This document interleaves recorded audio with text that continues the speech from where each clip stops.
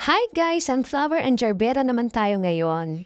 Una, kumuha muna ako ng isang 30 cm na fuzzy wire at ifinold ko lang siya ng ganyan. 4 na fold at sa bawat isang fold, ikitwist mo siya ng 2 beses para hindi matanggal yung pagkaka-twist niya. Balik, para siyang magiging pamaypay. Ganyan yung magiging style niya. Ganyan yung itsura na magiging petals niya.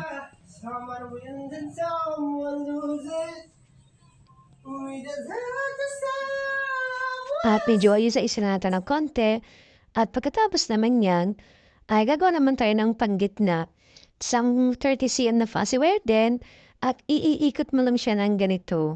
Someone wins and someone loses. At isisecure lang natin yung pinakadulo. Kabitan na siya ng ating stick glue. We just have to yan, ganyan ang itsura. At ihanda natin yung 8 na petals na ginawa natin kanina. 8 pieces po yun na petals. At ngayon, sisimulan na natin siyang pagdikit-dikitin. Ganyan lang po siya.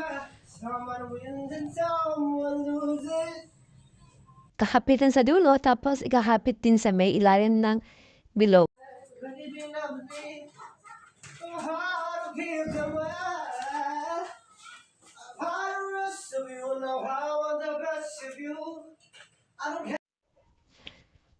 At yung kulay yellow ay isang 30 cm din. Pinikot ko lang siya sa stick.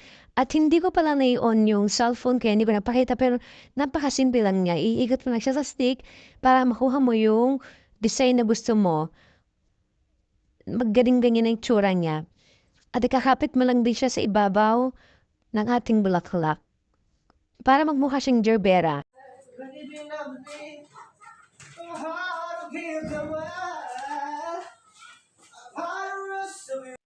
Thank you for watching guys. Follow for more.